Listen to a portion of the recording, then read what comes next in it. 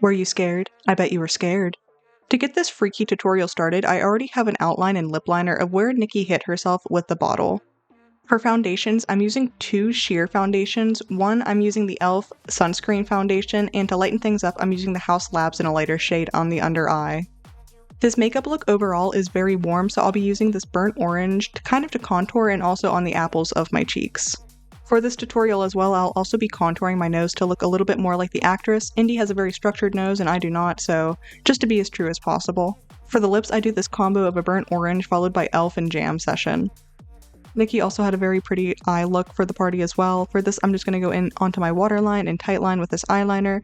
I also didn't know exactly what she did for eyeshadow, so I ended up using a muted brown onto the eyelid and blending up all of the way until it diffused really well.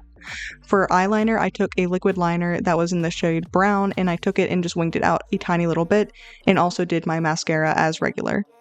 For the wounds, I went back in with that original lip liner that I used in the beginning and I traced where she had her injuries from the reference photo. Welcome to Emily's Freaky Kitchen. Today I will be making homemade scar wax. I take all-purpose flour and Vaseline and mix it together until it creates this sort of skin tone that resembles mine. I then go in with my eyeshadows in the shades of dark red and light red and I underpaint where the wounds are going to be.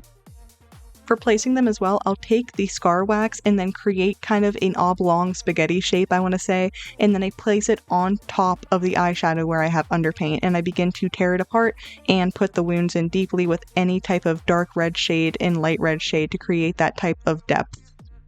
Even for me personally doing this look, I was definitely out of practice a little bit, but the more you blend and the more that you work with it, the better. This is also a bloody look as well, and not to sound a little bit, cheesy, but we're gonna put blood all over it anyway.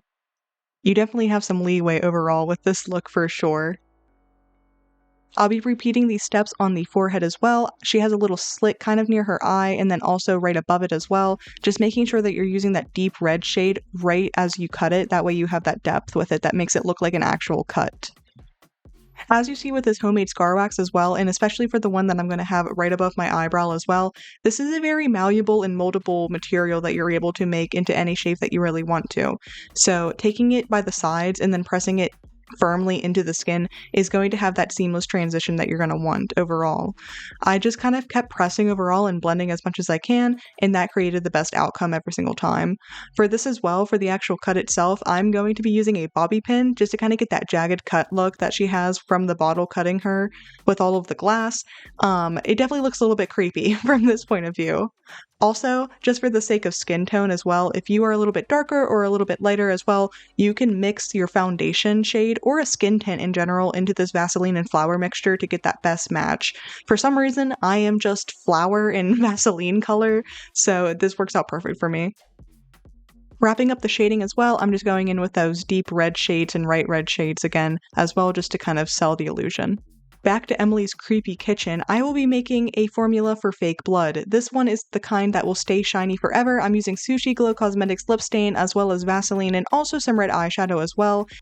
This just creates the perfect type of formula for a shiny blood that doesn't wear down or dry down into a matte shade.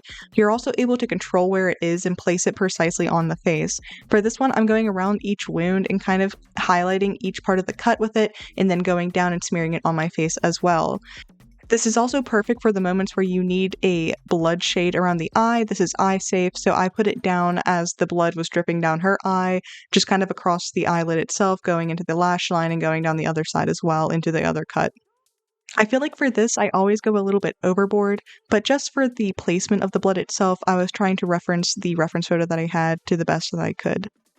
Back to Emily's creepy kitchen, the next concoction that I have is a combination of olive oil and red eyeshadow.